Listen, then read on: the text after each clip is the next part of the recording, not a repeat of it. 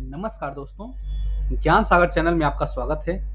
हम लोग 17वीं बीपीएससी के लिए खान सर द्वारा चलाए गए विजेता बैच के सीरीज को हम लोग कर रहे थे और इस सीरीज में हम लोगों ने फिजिक्स और केमिस्ट्री को हम लोगों ने कंप्लीट देख लिया था और बायोलॉजी में हम लोगों ने 2 पार्ट्स को कंप्लीट कर लिया था और आज जो हम लोग देखेंगे वो बायोलॉजी का तीसरा पार्ट होगा।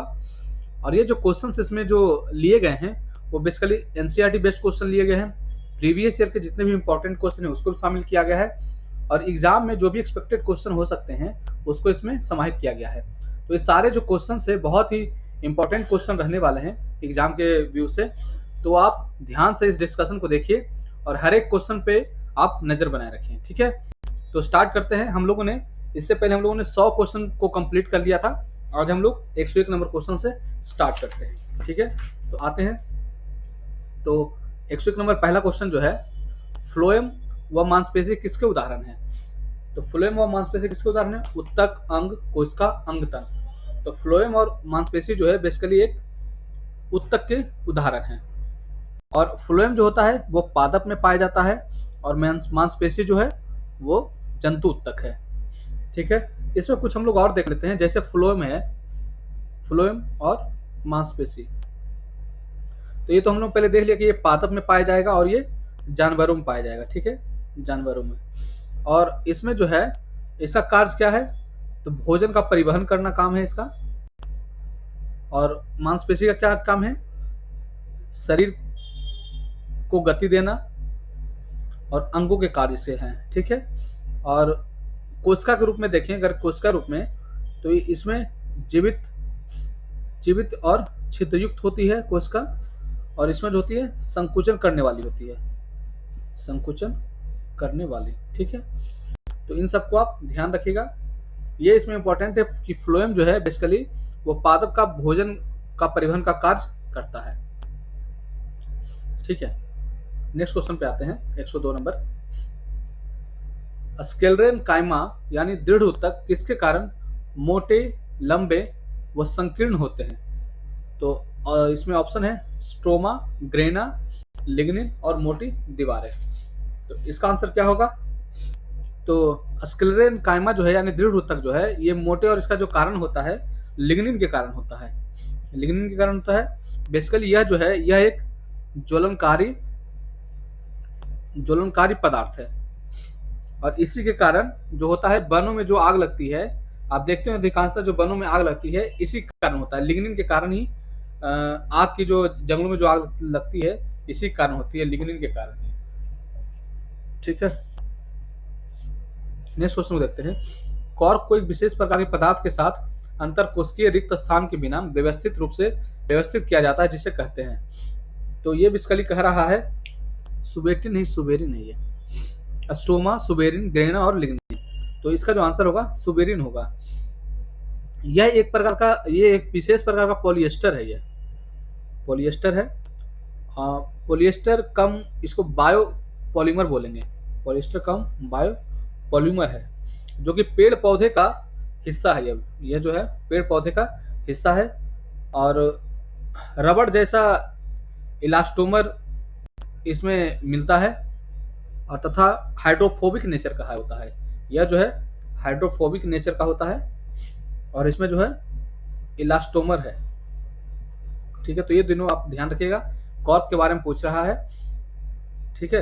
नेक्स्ट क्वेश्चन पे आते हैं। न्यूरॉन उत्तक का सबसे लंबा भाग है। तो न्यूरॉन उत्तक का सबसे लंबा भाग क्या है? एक्सॉन है। एक्सॉन जो है वो न्यूरॉन उत्तक का सबसे लंबा भाग है। नेक्स्ट क्वेश्चन पे आते हैं, 105। निम्नलिखित में से कौन सा सही मतलब सुमेलित नहीं है? सूचीबद्ध दे रखा लक्षण और सेकंड दे रखा है कोशिका जंतु। तो एक कोशिकीय ये दे रखा है क्लाइमोडोमोनास और बहुकोशीय ईस्ट, सबसे छोटी कोशिका माइकोप्लाज्मा, सबसे बड़ी कोशिका शुतुरमुर्ग का अंडा।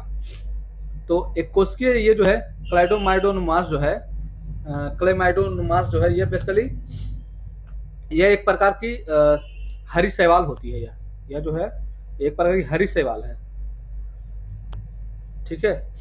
और इसमें जो है समुद्री पानी में यह पाया जाता है और ये जो ईस्ट है, यह एक बहुकोशिका नहीं है, बल्कि यह एक कोशिकीय है, एक कोशिकीय है। ठीक है, तो ये ऑप्शन जो है वो गलत है। सबसे छोटी कोशिका माइकोप्लाज्मा है, सबसे बड़ी कोशिका शुतुरमुर्ग का अंडा। नेक्स्ट क्वेश्चन पे आते हैं, निम्न में से किस जीव में केंद्रक का भाव होता है? तो केंद्रक का भाव हम लोगों ने पढ़ा था कि बैक्टीरिया में होता है। तो इनमें से देख लीजिए, जो भी बैक्टीरिया है वो उसमें हम लोग देख लेते हैं कौन कौन सा है। तो थायोबैसिलस और एनाबिना, तो 1 और 4 इसका आंसर हो जाएगा। ये 70s में था, इसका अभाव होता है केंद्रक का, तो 1 और 4 इसका आंसर हो जाएगा। नेक्स्ट क्वेश्चन पर आते हैं, जंतु कोशिका तथा पादप कोशिका में अंतर निम्न में से किस आधार पर होता है? तो जंतु कोशिका और पादप कोशिका में निम्न अंतर किस आधार पर होता है? तो केंद्रक का आकार, ठीक है, केंद्र की स्थिति के आधार पर होता है। आप जानते हैं जंतु कोशिका में जो केंद्रक होता है वो सेंटर में होता है, जबकि पादप कोशिका में जो सेंटर होता है वो कोने में होता है, कॉर्नर में कहेंगे। केंद्रक की स्थिति हो गया, आकार भी डिपेंड करता है, राजधानी का भी आकार, राजधानी की संख्या, माइटोकॉन्ड्रिया, सॉरी केंद्रक का आकार पे डिपेंड नहीं करता है ना, केंद्रक के आकार पर ये डिपेंड नहीं करेगा, केंद्रक की स्थिति पे करेगा। ये सेंटर में होगा जंतु कोशिका में, और पादप कोशिका में यह कहीं कॉर्नर में होगा। और जो है, और एक जो है डिक्टियोसोम जो है, इस पर यह डिपेंड नहीं करता है, यह जो है लाइसोसोम के समान होता है। तो आप उसमें जानते हैं कि पेड़ पौधे में लाइसोसोम नहीं पाया जाता है। तो 1 और 7 के अलावा जो भी है इसका आंसर हो जाएगा। ठीक है, 1 और 7 को हटा दीजिए तो सी नंबर इसका आंसर हो जाएगा। नेक्स्ट क्वेश्चन पर आते हैं, कथन ओरिजिन दे रखा है, स्टेटमेंट ओरिजिन। एक अंडा कवच रहित अंडे को सांद्र चीनी की चाशनी में डुबाकर अंडा सिकुड़ जाता है। चाशनी की अति पराशरी होने के कारण अंडे की कोशिका झिल्ली विकृत हो जाती है। तो कौन सा स्टेटमेंट जो है वो गलत है, कौन सा सही है, या फिर दोनों सही है, वो देखना है। तो एक अंडा कवच रहित मतलब जो है बिना कवच के अंडे जो है सांद्र चीनी की चाशनी में डुबाने पर अंडा सिकुड़ जाता, तो मतलब श्रिंक हो जाता है। तो ये स्टेटमेंट जो है वो सही है, क्योंकि प्लाज्मोसिस होता है, इसमें प्लाज्मोसिस की प्रक्रिया होती है, और चाशनी के अति प्रसारी के कारण होने के कारण अंडे की कोशिका झिल्ली विकृत हो जाती है। ये स्टेटमेंट जो है गलत है। इसका तभी होगा जब, यह तब सही होता जब पानी बाहर आ जाता, पानी जब बाहर आ जाता तब यह सही हो जाता। लेकिन ये इस कारण जो है स्टेटमेंट जो है अति पराशरी नहीं होगा, पानी जब बाहर आ जाएगा तब यह हो सकता था। तो स्टेटमेंट 1 सही है, और रीजन जो है इसका गलत है। तो सी नंबर जो इसका आंसर हो जाएगा। नेक्स्ट क्वेश्चन पर आते हैं, अंतःप्रवद्वीय जालिका यानी इंडोप्लाज्मिक रेटिकुलम, इंडोप्लाज्मिक रेटिकुलम के बारे में बात कर रहा है। संदर्भ में कौन सा असत्य है? एसीआर राइबोसोम विहीन होकर भी लिपिड का संश्लेषण करता है। आरआर राइबोसोम युक्त होने के बाद प्रोटीन का संश्लेषण करता है। तो बिल्कुल हो गया। एस मतलब हो गया स्मूथ, और आर मतलब हो गया रफ। तो रफ वाले से प्रोटीन बनता है और स्मूथ वाले से वसा बनता है, ये आप ध्यान रखिएगा, मेन विषय में यही है। सामान्य कोशिका में आरआर और एसीआर स्थिति होती है बराबर की, तो ये स्टेटमेंट जो है वो गलत है, बराबर नहीं होती है। तो स्टेटमेंट नंबर 3 जो है वो इसका आंसर हो जाएगा, असत्य वही है। नेक्स्ट क्वेश्चन पे आते हैं, स्टेटमेंट रीजन दे रखा है, आलू में ल्यूकोप्लास्ट की अधिकता पाई जाती है। आलू में भोजन का संग्रहण भूमिगत तनु होता है। तो बिल्कुल जो है सही है।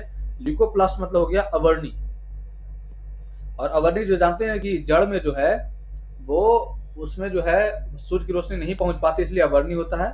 और तो स्टेटमेंट जो है, स्टेटमेंट और रीजन दोनों जो है सही होता है। तना मतलब मैं जड़ बोल दिया, तना जो है भूमि में है ना। तो ये स्टेटमेंट जो है दोनों ही सही है, और स्टेटमेंट उसका रीजन को क्वालिफाई कर रहा है। नेक्स्ट क्वेश्चन को देखते हैं, कोशिकांग दे रखा है और सामान्य नाम दे रखा है। तो लाइसोसोम दे रखा है, हरित लवक, राजधानी, गोल्जी का केंद्रक। तो लाइसोसोम क्या क्या बोलते हैं? कोशिका का आत्महत्या की थैली बोलते हैं, तो 1 का 5 हो जाएगा। हरित लवक को क्या बोलते हैं? हरित लवक को भोजनालय, कोशिका के भोजनालय बोलते हैं, तो बी का 3 हो जाएगा। तो ए का 5 और बी का 3, ए का 5 बी का 3 जो हो रहा है डी नंबर ऑप्शन में हो रहा है।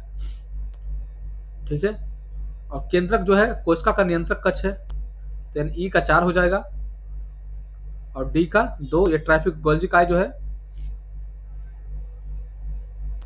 ठीक है, तो आप इसे मिला सकते हैं, ऑप्शन नंबर डी इसका आंसर हो जाएगा। नेक्स्ट क्वेश्चन देखते हैं, कोशिका के किस अंग में ऑक्सीसाम उपस्थित होता है? ऑक्सीसोम्स उपस्थित होता है माइटोकॉन्ड्रिया क्रिस्टी, हरित लवक ग्रेना, माइटोकॉन्ड्रिया मैट्रिक्स और हरित लवक स्ट्रोमा।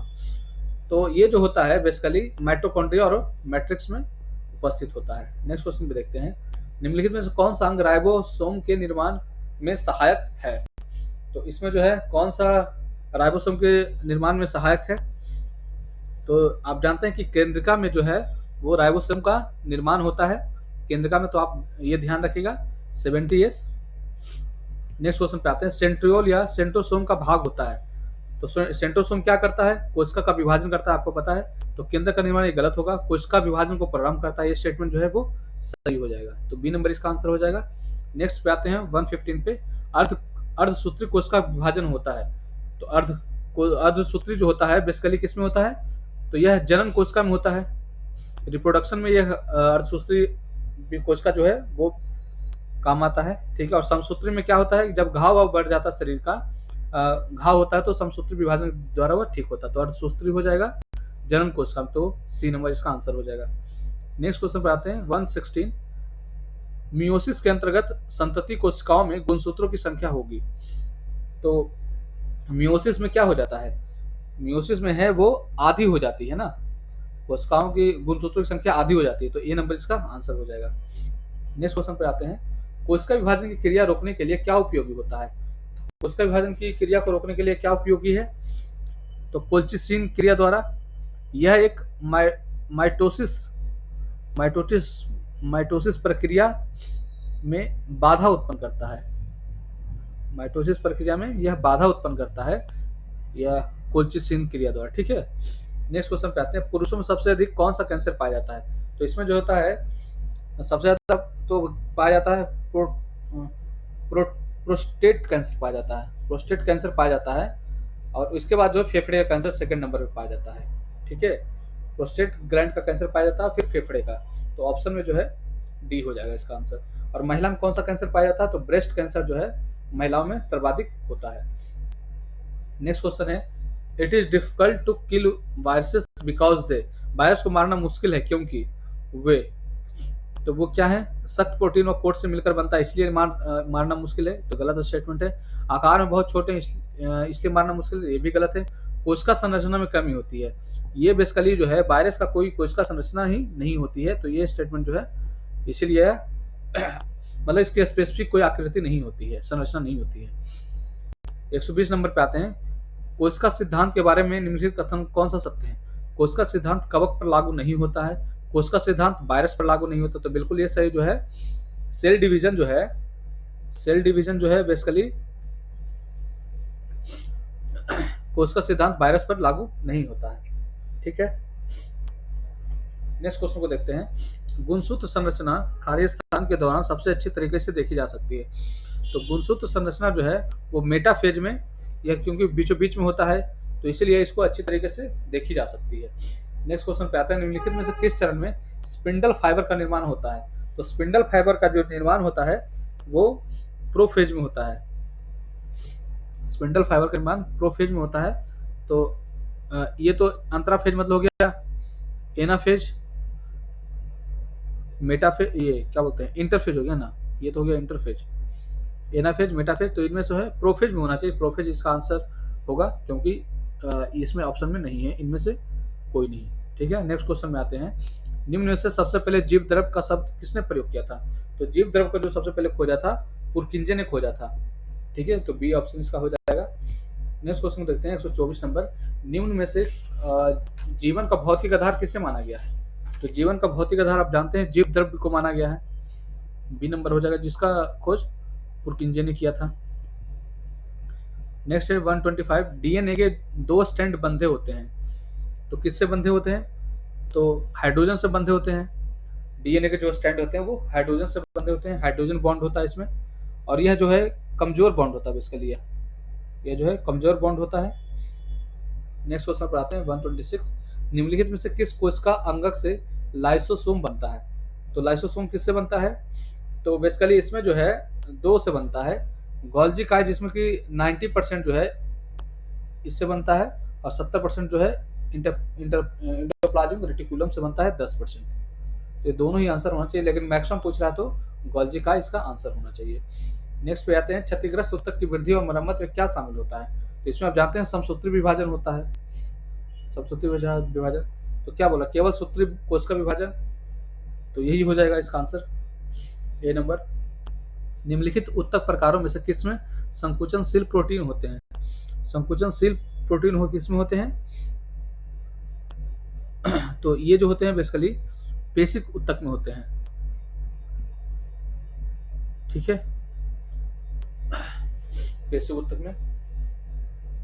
नेक्स्ट क्वेश्चन पे आते हैं, निम्नलिखित पर विचार कीजिए। उत्सर्जन, उद्दीपन के प्रति अनुक्रिया, प्रजनन, उपयुक्त में से कौन से सजीवों यानी जंतु और पौधों दोनों के लक्षण में सम्मिलित हैं? तो इसमें जो है जंतु और पौधे दोनों में बोल रहा है, तो उत्सर्जन भी है, उद्दीपन भी है, प्रजनन भी है, तो तीनों ही स्टेटमेंट इसका आंसर हो जाएगा। 130 आते हैं, निम्नलिखित पर विचार कीजिए। अमीबा, पैरामेशियम, मुर्गी का अंडा, आरबी, डब्ल्यूबीसी, उपयुक्त में से कौन सा एक कोशिकीय संरचना के उदाहरण है? तो एक कोशिकीय संरचना के ये जो सारे जो हैं, एमीबा हो गया, पैरामेशियम हो गया, मुर्गी का अंडा हो गया, डब्ल्यूबीसी हो गया, ये सारे जो हैं एक कोशिकीय हैं, यूनिसेल्यूलर, ठीक है। तो 1 2 3 4 हो जाएगा इसका आंसर। नेक्स्ट क्वेश्चन पर आते हैं, निम्नलिखित पर विचार कीजिए। जीवाणु, कवक, विषाणु, उपयुक्त में से किन्हें कृत्रिम या संश्लेषित माध्यम में संवर्धित किया जा सकता है? तो जीवाणु और कवक को संवर्धित किया जा सकता है कृत्रिम, और इसमें विषाणु को नहीं किया जा सकता है। जिनमें जीवन हो ना, जिनमें जीवन हो उसमें यह संवर्धित किया जा सकता है। तो 1 और 2 इसका आंसर हो जाएगा। नेक्स्ट क्वेश्चन को देखते हैं, निम्नलिखित में से कौन सा जीवाणु और विषाणु दोनों में समान होता है? तो दोनों में समान कौन सा होता है? राइबोसोम, नाभिक उपस्थित होता है, नाभिक कोशिका भित्ति, डीएनए आरएनए, लाभकारी। तो ये जो है अनुपस्थित, नाभिक अनुपस्थित होगा और डीएनए आरएनए, तो 2 और 4 इसका आंसर हो जाएगा, ए नंबर। नेक्स्ट क्वेश्चन पर आते हैं, 133, सूचीबद्ध को सूची 2 से मिलान करना है। लाइसोसोम, माइटोकॉन्ड्रिया, गोल्जी उपकरण, अंतर्द्रव्यीय जालिका, मतलब इंडोप्लाज्मिक रेटिकुलम। तो आप जानते हैं कि लाइसोसोम का जो काम होता है वो आत्मघाती थैली होता है, तो या फिर अपशिष्ट निपटान प्रणाली होता है। तो ए का देखिए 4 नंबर हो जाएगा, कोशिका की अपशिष्ट प्रणाली निपटान, तो ए का 4 हो गया। माइटोकॉन्ड्रिया जो होता है ऊर्जा उत्पादन करता है, तो बी का 1 हो गया। गोल्जी उपकरण जो है बेसिकली ये भंडारण और सुधार पैकेजिंग करता है, और इंडोप्लाज्मिक रेटिकुलम जो है विभिन्न खंडों पदार्थ का संबंध करता है। तो ऑप्शन नंबर जो सी है इसका सही हो जाएगा, ए का 4, बी का 1, सी का 2 और डी का 3। नेक्स्ट क्वेश्चन पर आते हैं, मनुष्य के शरीर में पाई जाने वाली कोशिका आकृति एवं आकार में भिन्न है। बहुकोशिकीय जीवों में जीवन का आरंभ एक कोशिका से होता है। कोशिकाओं की कम संख्या जीवों की क्रियाकलापों को प्रभावित करता है। इनमें से कौन सा स्टेटमेंट जो है वो सही है? तो मनुष्य के शरीर में पाई जाने वाली कोशिका जो है आकृति आकार में भिन्न होता है, बिल्कुल सही है। बहुकोशिकीय जीवों में जीवन का आरंभ एक कोशिका से होता है, बिल्कुल सही है। कोशिकाओं की कम संख्या जीवों की क्रियाकलापों को प्रभावित करती है, तो इन्हीं स्टेटमेंट जो है वो परफेक्टली राइट है, तो डी नंबर इसका आंसर हो जाएगा। नेक्स्ट क्वेश्चन पर आते हैं, क्लोनिंग से रिलेटेड है। क्लोनिंग सर्वप्रथम डॉली नामक भेड़ का किया गया था, बिल्कुल स्टेटमेंट सही है। यह ब्लैक फेस ईव का की क्लोन थी, तो ये भी स्टेटमेंट सही है। ये जो है ब्लैक फेस ईव की क्लोन थी, इसको आप ध्यान रखिएगा। यह क्लोनिंग इयान बिलमेट के द्वारा किया गया था। तो इसमें से कौन सा स्टेटमेंट है जो है वो सही है? तो तीनों ही स्टेटमेंट जो है वो सही है। क्लोनिंग इयान बिलमेट द्वारा किया गया था, और ये जो था ब्लैक फेस ईव की क्लोन थी, और डॉली नामक भेड़ जो बनाया गया था। ये बेसिकली जो है ना ब्लैक फेस ईव जो है ये भी एक भेड़ की प्रजाति है, और इसके स्तन कोशिका का नमूना इसमें लिया गया था, और इसमें सोमैटिक सेल ट्रांसफर टेक्नोलॉजी का प्रयोग किया गया था। सोमैटिक सेल ट्रांसफर टेक्नोलॉजी का इसमें उपयोग किया गया था, ठीक है। और बेसिकली इसमें अलैंगिक जनन करवाया गया था। ठीक, नेक्स्ट क्वेश्चन पे आते हैं 136। इन पर निम्न पर ध्यान दीजिए। कोशिका झिल्ली, कोशिका भित्ति, कोशिका द्रव। वायुमंडलीय नमी एवं गति के चलने वाली वायु से पौधों की रक्षा उपरोक्त में से कोशिका का कौन सा भाग करता है? तो यह जो करता है बेसिकली कोशिका भित्ति करता है। कोशिका भित्ति जो है वायुमंडलीय नमी एवं तीव्र गति से चलने वाली वायु से पौधे की रक्षा करता है, तो वो है कोशिका भित्ति। कोशिका भित्ति को इंग्लिश में क्या बोलते हैं? Cell wall. तो आप जानते हैं सेल वॉल। वॉल आप ऐसे भी ध्यान रखिएगा कि वो जो है रक्षा करता है, वॉल की तरह काम करता है। तो बी नंबर इसका आंसर हो जाएगा। 137 पे आते हैं। पौधे में लैंगिक एवं अलैंगिक जनन होता है, जबकि जंतुओं में केवल लैंगिक जनन होता है। तो स्टेटमेंट बिल्कुल सही है। पौधे में अलैंगिक और अलैंगिक दोनों होता है, जबकि जंतु में लैंगिक होता है। शुक्राणु और अंडाणु जो है एकल कोशिका है, बिल्कुल सही है, एकल कोशिका है। तो दोनों ही स्टेटमेंट जो है 1 और 2 जो है दोनों ही सही है। 138 नंबर क्वेश्चन पे आते हैं। निम्न कथनों पर विचार कीजिए। शुक्राणु एवं अंडाणु निषेचन के परिणाम स्वरूप युग्मनज का निर्माण होता है। तो बिल्कुल स्टेटमेंट जो है वो सही है। शुक्राणु और अंडाणु जब मिलते हैं तो निषेचन के बाद जो होता है ये जायगोट का निर्माण करते हैं। जायगोट है तभी बनता है जब शुक्राणु और अंडाणु जो है निषेचन करते हैं, फर्टिलाइजेशन करते हैं, तब जायगोट का निर्माण होता है। मछली स्टारफिश में बाह्य निषेचन होता है। तो लगभग जितने भी जो जलीय जीव हैं, लगभग जलीय जीव जो होते हैं बेसिकली उनमें बाह्य निषेचन ही होता है। ठीक है, एक्सटर्नल फर्टिलाइजेशन जिसको बोलते हैं, तो इसमें एक्सटर्नल फर्टिलाइजेशन ही होता है। मुर्गी में आंतरिक निषेचन होता है। तो ये भी स्टेटमेंट सही है। तो तीनों ये स्टेटमेंट जो है वो बिल्कुल परफेक्ट है। तो सभी 3 सही है। 139 पे आते हैं। निम्न पर विचार कीजिए। त्वचा, मांसपेशी, नस, अस्थि, मज्जा। तो ये चारों दे रखा है। एरिओलर संयोजी उत्तक में उपयुक्त में से कौन सा उत्तक पाया जाता है? एरिओलर। ठीक है, तो इसमें जो है बेसिकली केवल मांसपेशी जो